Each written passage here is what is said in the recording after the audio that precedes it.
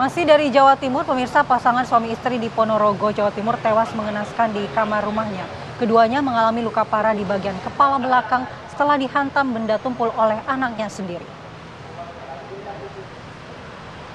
Warga Desa Pomahan, Kecamatan Pulung, Ponorogo digemparkan dengan ditemukannya pasangan suami istri yang tewas di dalam kamar rumahnya. Saat ditemukan, kondisi keduanya mengenaskan dengan luka parah di bagian kepala belakang. Jasad kedua korban ditemukan tetangganya yang hendak melihat kondisi kesehatan korban. Namun saat sampai di dalam kamar, saksi justru dikagetkan dengan melihat dua korban sudah terbungkus kain hingga akhirnya melapor ke RT. Pelaku pembunuhan sadis ini tidak lain merupakan anak kandung korban yang sehari-hari hidup satu rumah dengan kedua korban. Sukar langsung diamankan petugas dibantu warga karena sebelumnya pelaku sempat mengamuk dan dari hasil pemeriksaan awal pelaku mengalami depresi sejak 1 bulan lalu. Kedua korban dihabisi dengan cara dipukul di bagian kepala belakang.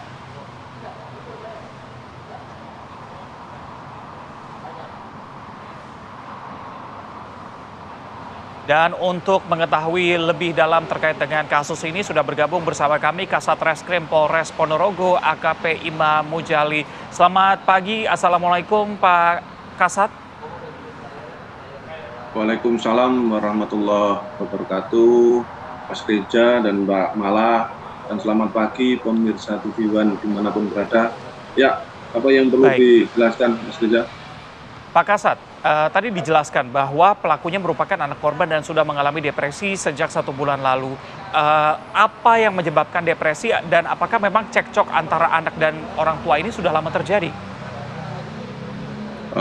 Dapat saya jelaskan bahwa berdasarkan hasil penyelidikan kami dan olah TKP serta keterangan para saksi bahwa terduga pelaku ini sudah mengalami depresi atau keterbelakangan sejak kecil. Sehingga dalam waktu kurun 1 bulan ini berdasarkan saksi-saksi yang kami periksa, kami mendapatkan keterangan bahwa terduga pelaku ini mengalami depresi yang lebih tinggi. Artinya dalam waktu renggang 1 bulan ini terduga pelaku sering marah-marah, diam duduk sendiri, sehingga mungkin salah satu yang mendorong bahwa terduga melakukan pembunuhan itu adalah halusinasi yang sangat tinggi. Halusinasi di mana pada saat kita lakukan pemeriksaan, terduga mengatakan bahwa membunuh 2 ekor ular yang sangat besar yang ada di dalam rumah. Itu mereka. Ya Pak Kasat, apakah sampai sekarang saat pelaku ini sudah diamankan masih terus beranggapan bahwa yang dibunuhnya ini bukan kedua orang tuanya, Pak Kasat? Saat ini pelaku sudah kita amankan dan saat ini posisi pelaku berada di rumah sakit Harjono Ponorogo untuk melakukan observasi dan penanganan khusus dari rumah sakit tersebut karena diduga terduga pelaku mengalami gangguan jiwa.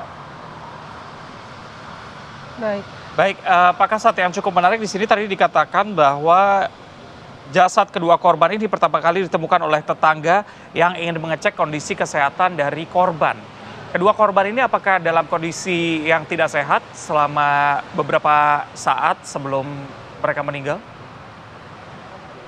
Berdasarkan hasil dari penyelidikan dan visum bahwa memang jasad korban itu pada saat ditemukan oleh saksi berada di dalam satu kamar.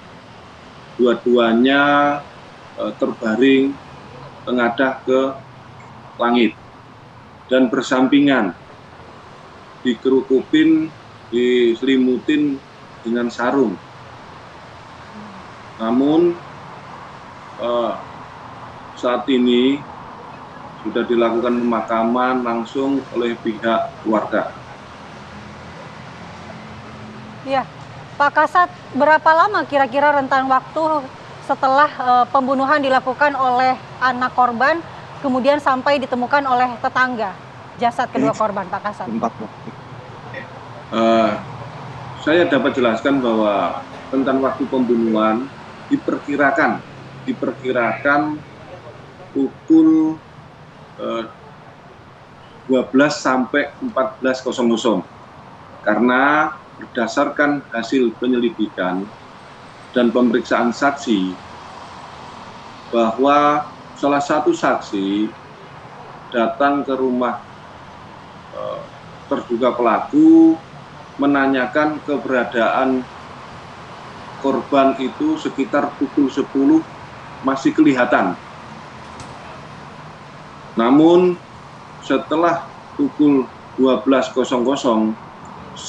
kakak ipar terduga pelaku datang ke rumah tersebut untuk menanyakan keberadaan bapak ibunya dan dijawab oleh terduga pelaku masih di dalam rumah dalam keadaan tidur. Namun dengan kecurigaan tersebut dan terduga tidak boleh masuk sehingga saksi datang ke tetangga sebelah untuk sama-sama melihat dan menanyakan keberadaan bapak dan ibunya. Sehingga pada saat datang rame-rame ke rumah tersebut, langsung masuk lewat pintu belakang, salah satu saksi melihat bapak dan terduga korban dalam keadaan tidak bernyawa. Langsung lari melaporkan kejadian tersebut kepada ketua RT. Baik, Pak Kasat, di mana posisi terduga pelaku saat diamankan oleh pihak kepolisian? Posisi terduga pelaku diamankan masih di sekitaran rumah. Karena memang kita bisa yakinkan bahwa benar terduga pelaku itu tidak lari karena apa? Memang ada keterbelakangan mental dan mungkin dalam waktu 1 bulan ini memang kelihatan kelihatan aneh sifatnya, tidak seperti yang kemarin-kemarin. Dampak sering diam, dia sering marah-marah sama bapak ibunya, sehingga ini mungkin memicu kejadian tersebut. Ya, Pak Kasat, dengan kondisi pelaku seperti itu, lalu konstruksi hukumnya akan seperti apa?